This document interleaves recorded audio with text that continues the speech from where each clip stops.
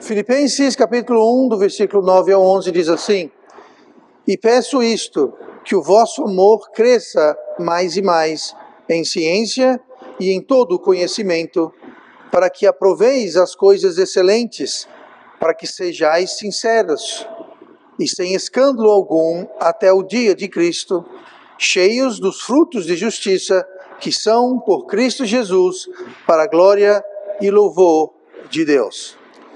Paulo aqui no versículo 1, ele tem um pedido que ele faz aos filipenses, e por extensão a nós também.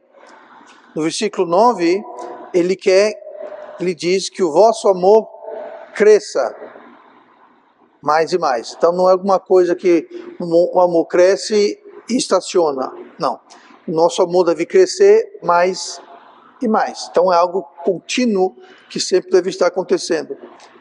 E depois o pedido inclui também que o nosso amor cresça mais e mais em ciência. A palavra ciência está falando sobre nossa mente. Que o nosso conhecimento, o nosso saber aumente. E logo depois ele fala, e em todo o conhecimento. Você pergunta, pastor, ciência e conhecimento não é a mesma coisa? Não exatamente. Ciência é você saber. Ciência é a parte teórica. O conhecimento é a parte prática. É você saber como aplicar a ciência, como você colocar aquilo em prática. Então, Paulo aqui, ele pede isto para obter alguns resultados. A gente vê no versículo 10, no versículo 9, ele faz o pedido para que o amor cresça mais e mais, em conhecimento e ciência. Aí no versículo 10, ele começa com o quê? Para quê? Ou seja, ele está fazendo um pedido dessas três coisas, para quê? O resultado que ele busca, o que ele está querendo trazer em nossas vidas, para que aproveis as coisas excelentes, é o primeiro resultado. O segundo resultado, para que, mais uma vez, não é? Para que aproveis as coisas excelentes, para que sejais sinceros e sem escândalo, até o dia de Cristo, ou seja, o resto da vida. Quando é que vai ser o dia de Cristo? Bom, o dia de Cristo pode vir de duas maneiras para cada um de nós. A primeira maneira é quando eu e a gente deixar esta vida, a gente morrer, a gente dar o último suspiro, a gente morrer. Aí nós vamos estar diante de quem? Quem é crente vai estar diante de Cristo. Vai ser o dia de Cristo, nesse aspecto. No entanto, se nós não morrermos, e se Cristo demorar, vai chegar o dia que nós vamos estar face a face com Ele através do quê? Do arrebatamento, que também vai ser o dia de Cristo, porque estaremos mais uma vez, ou uma segunda vez, de frente a Ele. Então, ou até a gente ser tirado dessa terra pelo arrebatamento, ou tirado dessa terra pela morte, até lá nós devemos ter esses resultados, devemos ter essas coisas. A gente deve aprovar as coisas excelentes, para que sejais sinceros, sem escândalo, até ao dia de Cristo. Agora eu quero focar nessa palavra sincero. Ela é uma palavra muito interessante.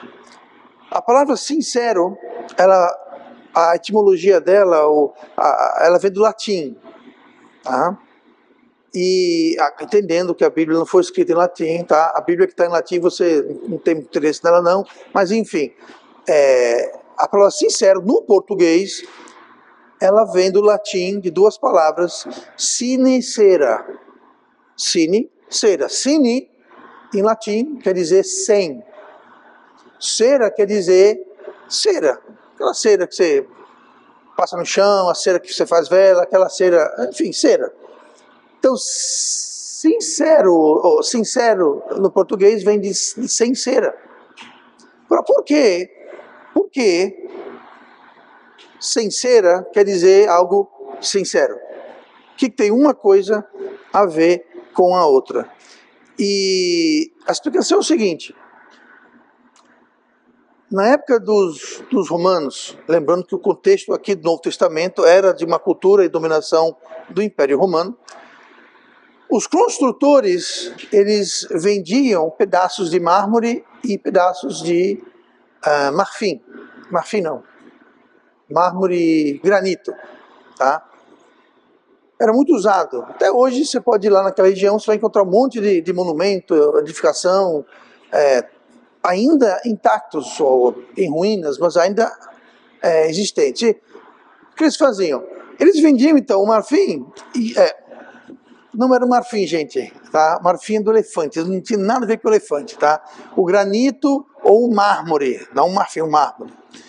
Então, algumas peças, elas tinham falhas, rachaduras, buraquinhos, trincos.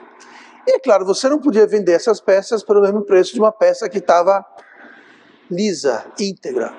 Então, o que eles faziam?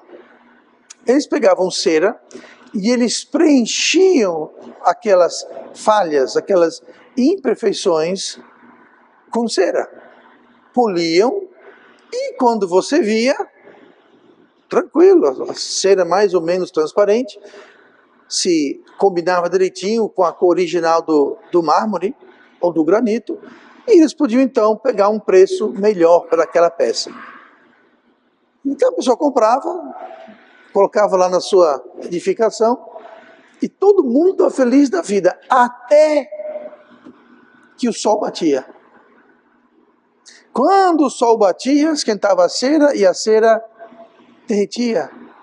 E aí apareciam as falhas, as imperfeições. Então a cera era usado para enganar, para fazer alguma coisa parecer aquilo que não era. Por isso que sincero em latim é sem cera, vem justamente dessa questão. O que é mais interessante ainda é a palavra sincero no grego, lembrando mais uma vez que o Novo Testamento foi escrito em grego. A palavra sincero em grego é a palavra eilikrines. A palavra eilikrines é uma palavra composta de duas partes. Eili, que vem de eilos, que significa sol. Crines significa julgamento. Veja que interessante. Eilicrinos quer dizer, o sol julga, o sol julgará. Eu não sei se tem alguma referência ou alusão à questão da cera, eu não faço a mínima ideia, mas o sentido é, o sol julgará, a luz julgará. A Bíblia fala que os homens não querem vir para a luz, por quê? Para que as suas más obras não sejam reveladas. Então hoje eu queria falar sobre o tema, sejamos sem cera. Sejamos sem cera. Os construtores romanos percebiam mais cedo ou mais tarde que foram enganados. E toda insinceridade, mais cedo ou mais tarde, será revelada. Será julgada pelo sol. A cera vai derreter e vai expor. Outra forma de a gente falar sobre sinceridade ou insinceridade é hipocrisia. Hipocrisia é justamente aquilo que aqueles vendedores de mármore faziam. Eles estão vendendo uma coisa falha como se fosse uma coisa perfeita.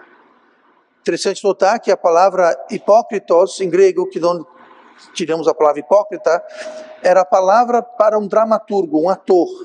Se você trabalhava num teatro, ou se você fazia filmes naquela época, claro que não tinha isso, mas se você era um ator, alguém que trabalhava nas artes cênicas, você era um hipócrita. Por quê? Porque você sabe, né? Quando um ator ele faz um papel numa peça, num filme, ele não é realmente aquilo. Ele está simplesmente vivendo um papel que não é a vida dele. Ele não tem aquele nome, não tem aquela profissão, ele não fez aquelas coisas, ele está só representando um papel. Ou seja, não, é com cera, é com muita cera. Com muita cera, muita cera. Então, muitas pessoas, até crentes, imaturos, se afastam da igreja pela falta de sinceridade, ou por que não dizer, pela hipocrisia de pessoas na igreja. Muitas delas crentes na igreja. Todos aqui sabemos de histórias, conhecemos histórias de pessoas insinceras, e talvez até pessoas que deixaram a igreja, se afastaram de Deus, ou pessoas que nem querem vir para Deus, devido a essa falta de sinceridade, muitas vezes essa hipocrisia que existe na igreja. Então, não sejamos nós a cera que engana as pessoas. Não tenhamos cera em nossas vidas. Olha no versículo 10, onde vou começar a trazer, a partir do texto de hoje, 4 coisas que devem ser sinceros, sem cera em nossa vida. Não deve haver engano, não deve haver cera, não deve haver insinceridade ou hipocrisia. Versículo 10 diz: para que aproveis as coisas excelentes, para que sejais sinceros e sem escândalo algum até o dia de Cristo. A primeira coisa que devemos ser sinceros é em relação à nossa salvação. Devemos ser sinceros sobre a nossa salvação. Como assim, pastor? Você é salvo? Sou. Não sou. Temos que ser sinceros. Eu falei agora há pouco que até o dia de Cristo vai ser na nossa morte ou no arrebatamento.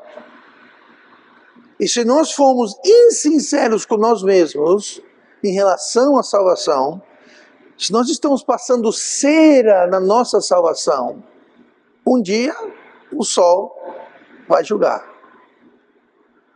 Eilucrines, o sol julga. O dia vai chegar. Que dia? O dia que você morrer, você vai perceber, sem dúvida alguma, que você não era salvo. Se você não é salvo, se você for salvo, você vai perceber que é salvo. Mas se você não for salvo, aí não vai ter para onde correr, nem onde se esconder, porque você estará no inferno. Então nós temos que ser sinceros, primeiramente com nós mesmos. Porque para Deus, nós não precisamos ser sinceros para Deus, porque Deus enxerga tudo. Ninguém mente para Deus, Deus sabe. Temos que ser sinceros com nós mesmos e com aqueles ao nosso redor. Se nós estivermos confiando em nossas obras, batismo, em religião, em igreja, estamos sendo insinceros.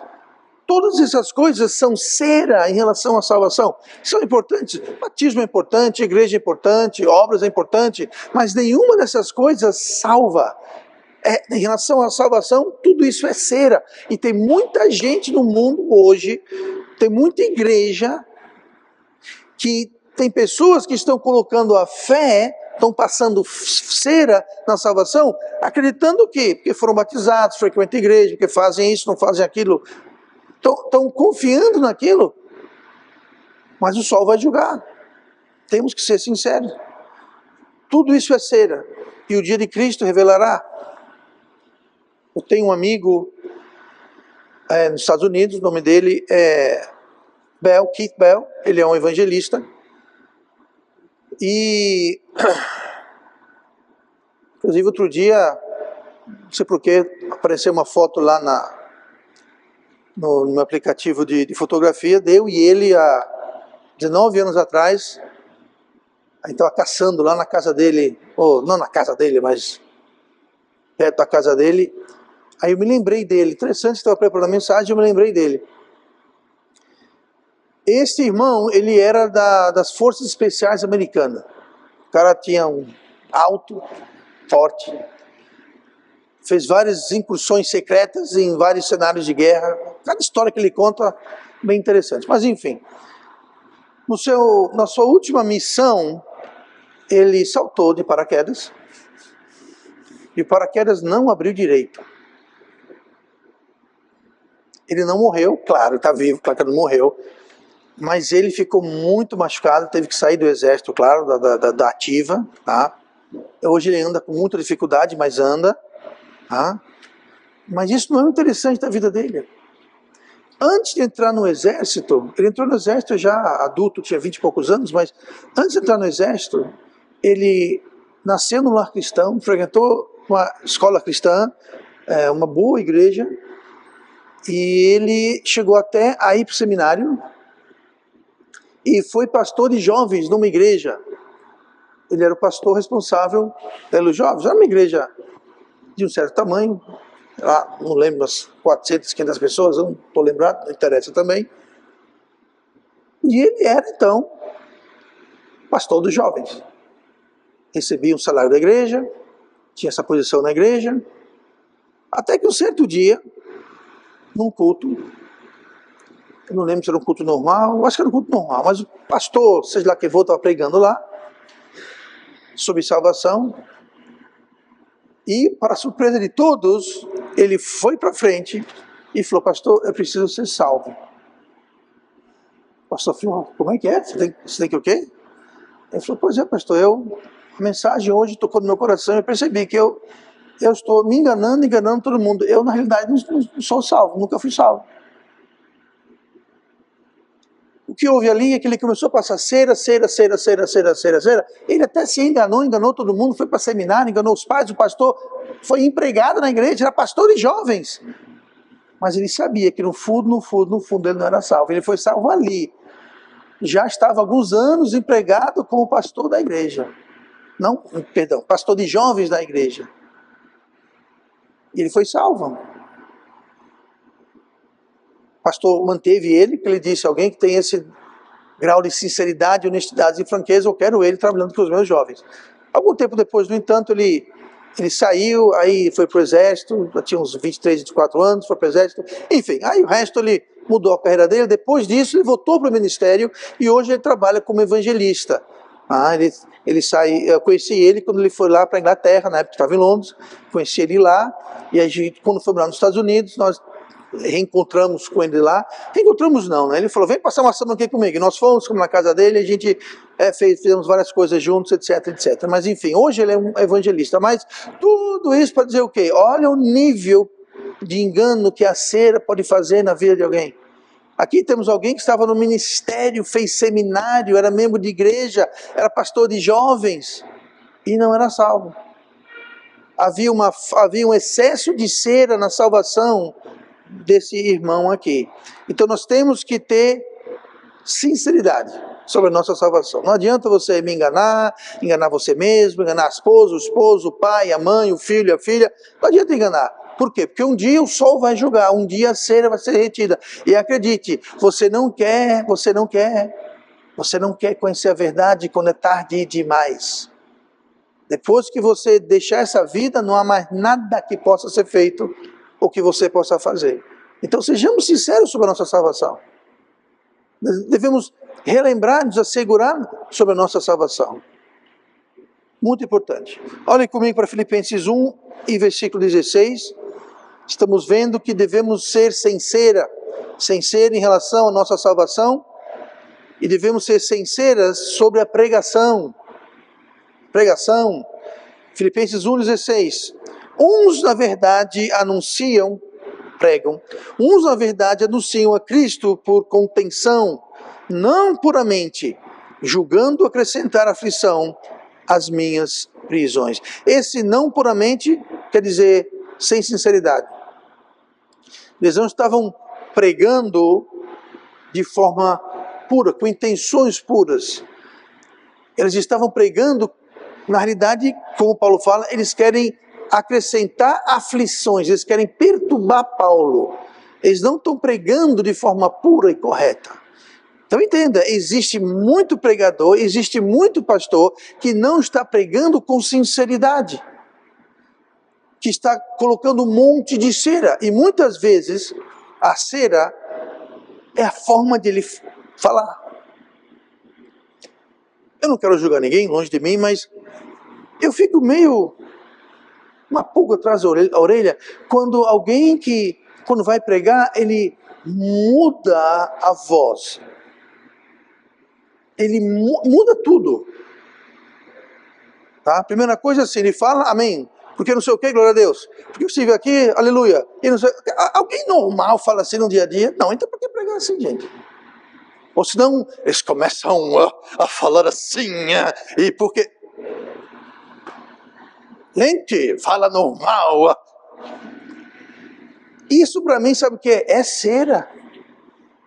É querer fazer uma coisa parecer o que não é, enganar as pessoas.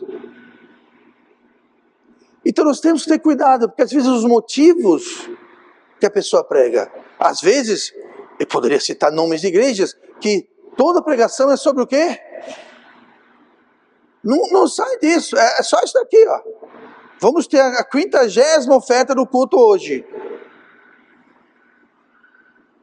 Então nós temos que ser sinceros em relação ao que nós estamos ouvindo.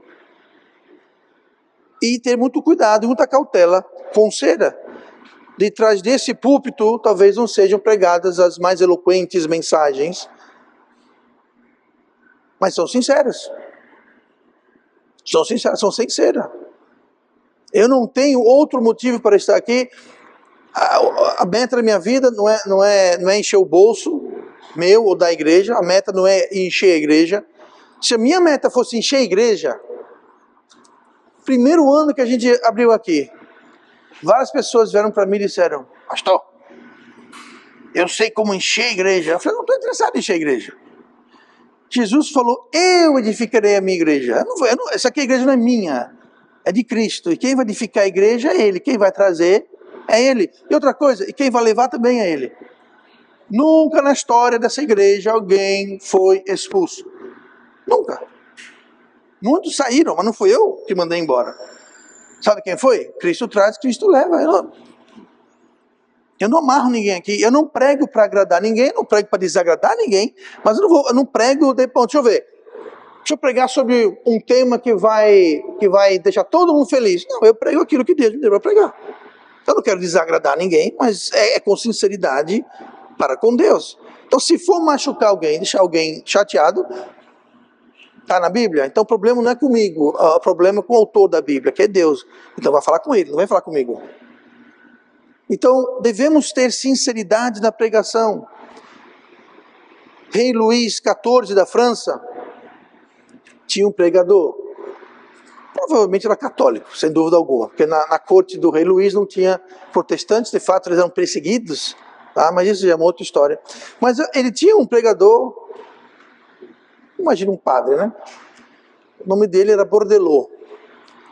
E certa vez Bordelot pregou umas coisas lá que chateou o rei. O rei falou: rapaz, você está pregando contra mim, você está apontando os meus pecados.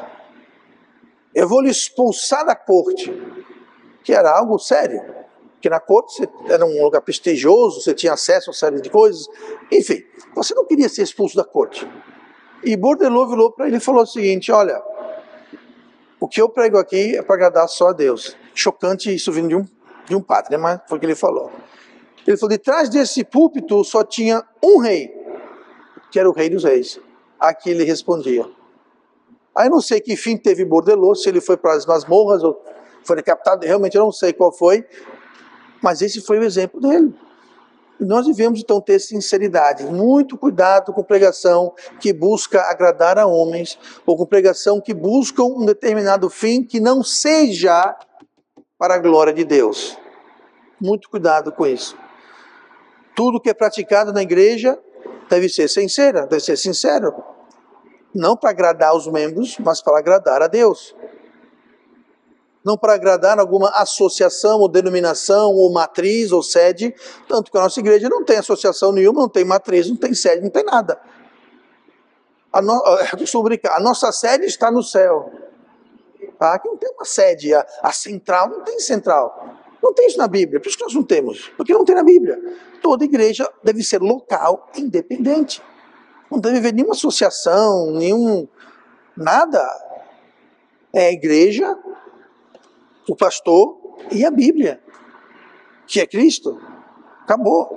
Então é a Ele que devemos agradar. No entanto, tem muita denominação por aí que a igreja e o pastor da igreja não podem falar nada que vai desagradar a sede. Se falar alguma coisa, se pregar alguma coisa, se contrário alguma coisa, vai ter que responder lá com a sede. É chamado lá e se ajeite, senão não deve ser assim. Deve haver sinceridade. Sinceridade. Olhe para Josué 24.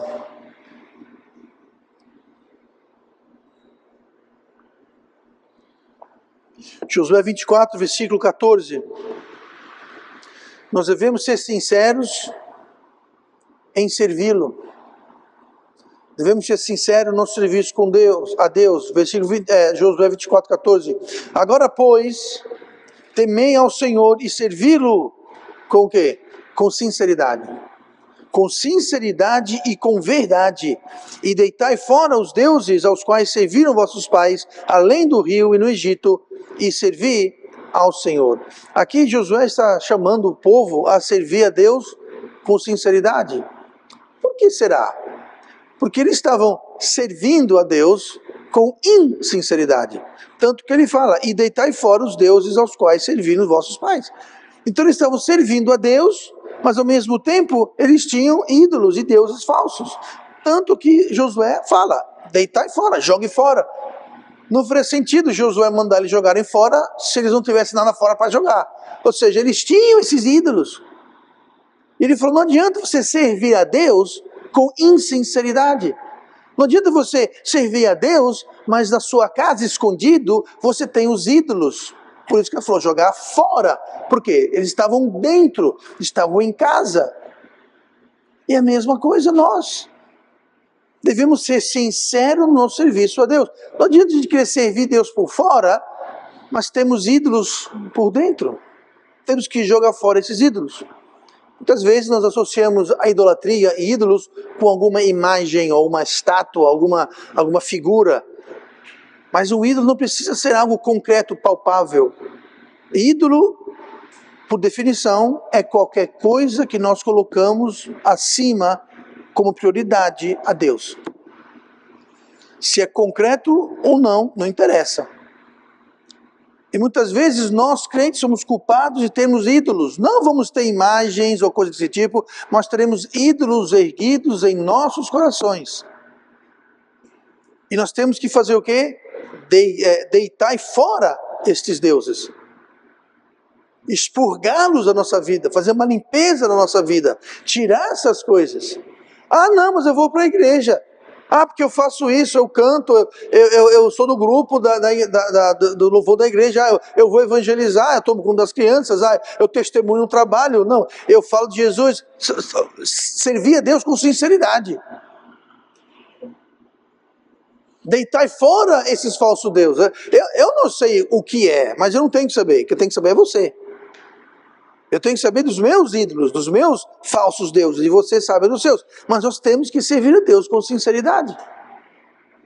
E não com alguma outra agenda obscura ou escondida. Temei ao Senhor. Isso é sincero. Temer ao Senhor. Se Deus brilhasse uma luz no seu coração e mostrasse os nossos motivos, os nossos erros, não só o que fazemos, mas por que fazemos o que fazemos, ou porque não fazemos o que não fazemos. Temos que temer a Deus, porque não é uma questão de se Deus enxergasse os nossos corações. Deus enxerga os nossos corações. Se Deus souber, não é se Deus soubesse, Deus sabe. Deus sabe, não é se, não, Deus sabe, Deus está sabendo já. O sol de Deus, a luz de Deus já está brilhando. E lá em João fala que os homens, a luz veio ao mundo, mas os homens rejeitaram, odiaram a luz, porque as suas obras eram más.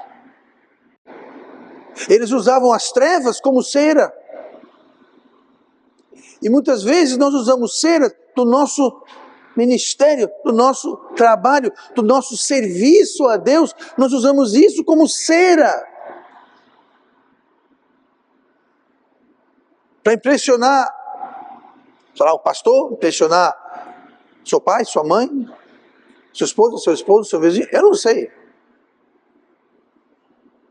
Mas temos que servir a Deus com temor, com sinceridade, e jogar fora os ídolos. Se o motivo não for por amor a Deus,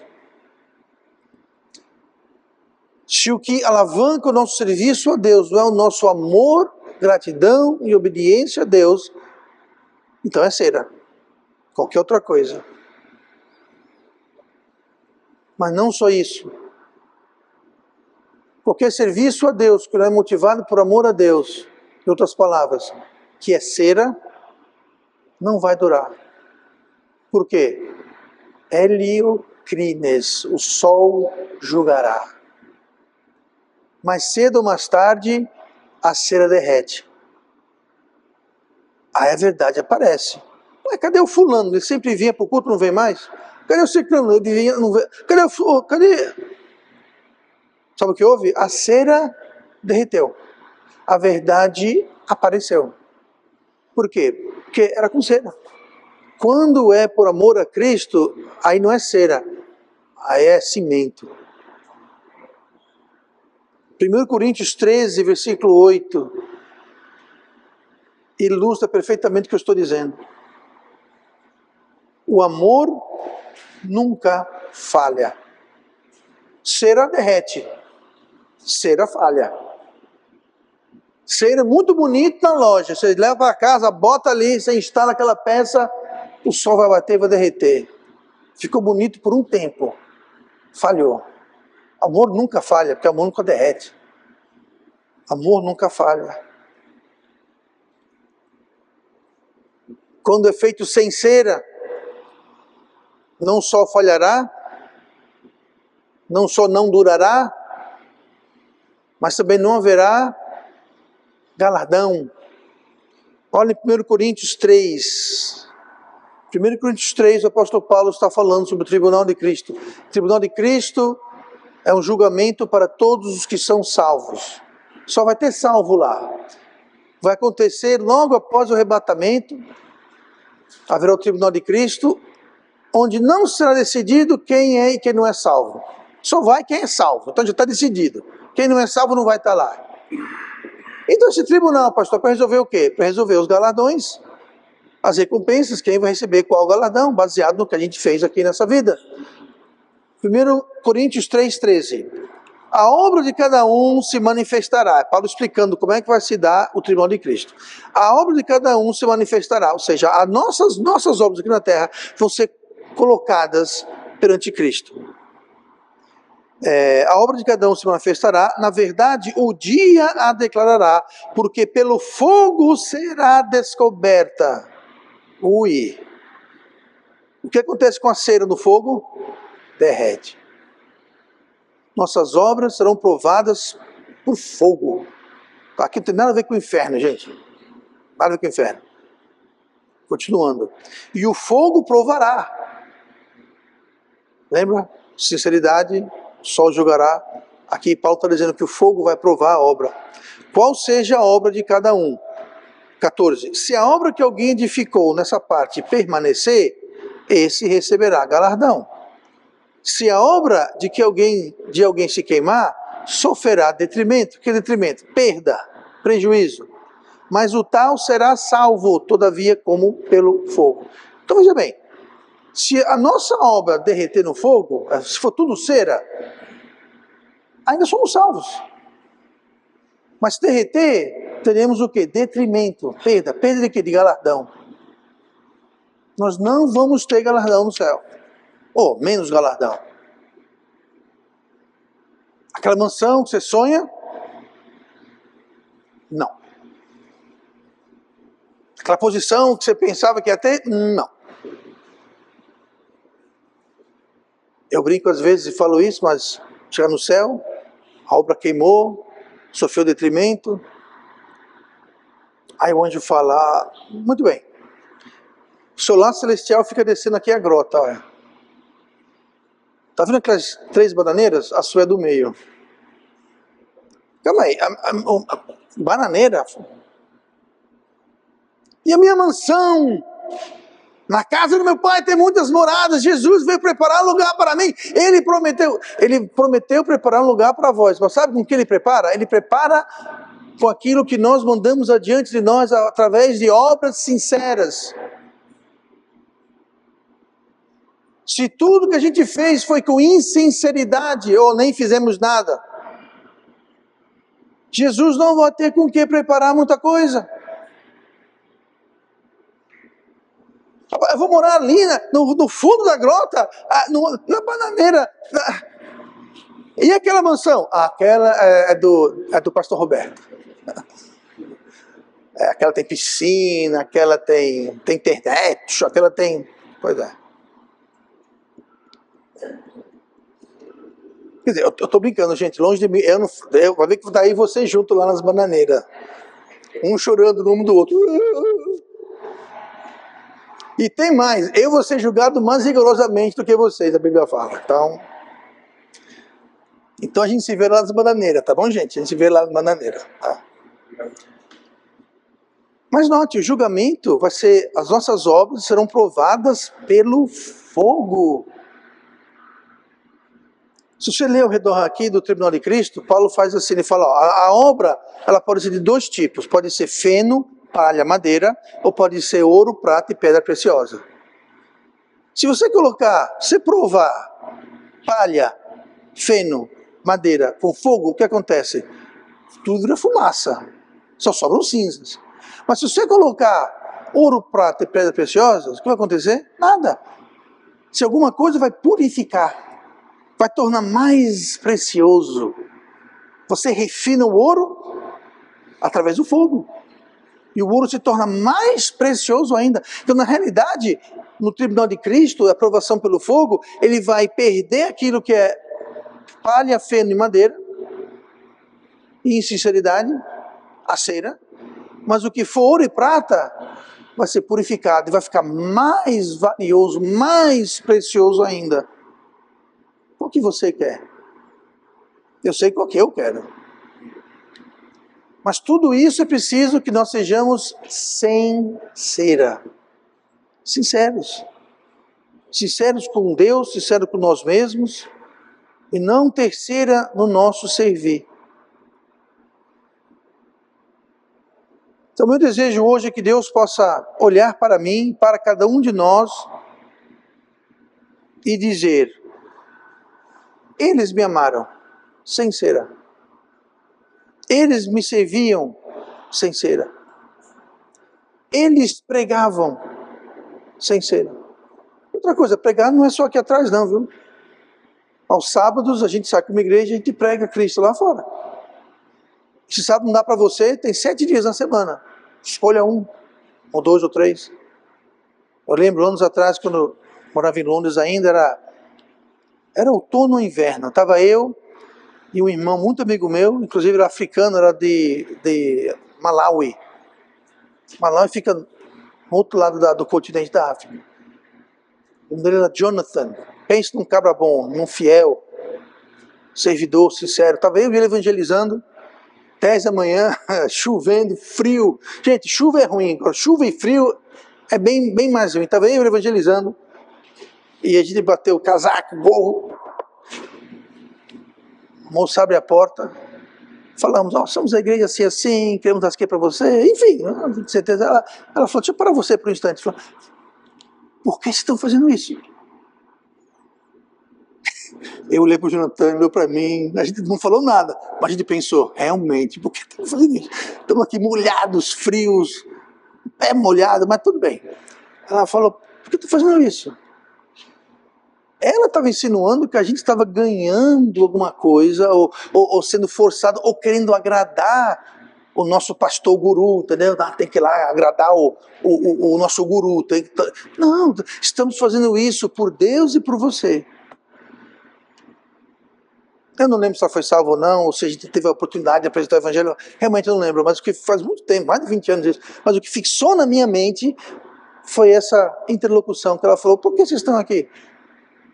Eu digo uma coisa, era com sinceridade, era sem cera. A gente não estava ali querendo marcar ponto com ninguém, ganhar dinheiro, tentar enganar ela para vir para a igreja, para a gente... Não tinha outro motivo, senão obedecer a Deus e amar a ela, levando o evangelho e o amor de Cristo para ela. Servir com sinceridade. Eu vou ganhar o que com isso? O irmão aqui estava dizendo que lá na igreja, não sei se foi quando ele estava lá, não sei, que uma mulher pensou, se eu for para a sua igreja, o que a igreja pode me proporcionar? Ele até me contou um caso que a mulher estava querendo saber, se eu morrer, a igreja vai pagar meu enterro? Se alguém morrer aqui, a igreja não vai pagar seu enterro, eu estou logo avisando. A gente vai cremar, fazer uma fogueira e jogar você lá dentro. Estou brincando, mas Você vê, aquela pergunta demonstrava que aquela pessoa não estava sendo sincera. Ela até iria para a igreja, mas não por outro motivo, senão, bom, vão pagar meu enterro, vou ter enterro de graça, bacaninha. Esse tipo de coisa. Por que nós pregamos a Cristo? Paulo falou, alguns pregam por contenção, para adicionar aflições às minhas prisões. Paulo fala, eu estou preso aqui, já estou afligido. Tem gente que prega para tentar complicar mais ainda a minha vida. Só pregam para isso. Não pregam puramente. Que Deus possa olhar e falar, não, aquele povo lá em Maceió, eles me amam, me servem, pregam minha palavra com sinceridade. Não é com hipocrisia, não é para agradar ninguém, não é para encher a igreja, não é para encher a conta da igreja, não, é com sinceridade. Que nossas vidas possam ser vividas com sinceridade. E não para enganar ninguém. Quando eu chamo alguém para fazer algum serviço, eu tenho medo de falar que eu sou crente. Ou pior ainda, eu tenho medo de falar que eu sou pastor. Porque aí pronto, pastor. Eu falei, eu sou farinha, mesmo sabe que você, não... Mas muitas vezes, não sempre, mas algumas vezes a pessoa vem com uma conversa, sabe? Bom, se você é crente, aí a pessoa é crente, você vai confiar em mim. Porque eu já fui enrolado por crente que fez serviço, eu posso escrever um livro todinho. Inclusive, eu até prefiro que não é crente. Vai consertar minha máquina de lavar roupa? É crente? Sou. Não. Pode deixar, eu vou chamar outro. É quase assim, gente. É quase assim. Por quê? Falta de sinceridade. Hipocrisia e falsidade. Que nós não sejamos assim. E o resultado final, quando a gente vive sem ser. Voltando aqui para o texto. Para que aproveis as coisas excelentes, para que sejais sinceros e sem escândalo. Quando nós não somos sinceros, sabe que nós causamos? Escândalo. Escândalo vem da palavra grega skandalon, que significa armadilha, arapuca. O crente que é hipócrita, ele é uma arapuca, uma armadilha, e causa escândalo. Aproveis as coisas excelentes. Onde é que a gente aprova as coisas excelentes? Aqui, ó. Aqui. Nós vamos aprovar, concordar com as coisas excelentes, o que é correto, o que é verdade. A pessoa insincera não tem esse conhecimento, não tem essa ciência, como nós lemos. Ele não vai aprovar as coisas excelentes e vai ser uma pedra de tropeço, tanto para crentes na igreja e para descrentes fora da igreja. Então vamos viver com sinceridade. Como diz o versículo 11, cheios dos frutos de justiça que são por Jesus Cristo, para a glória e louvor de Deus.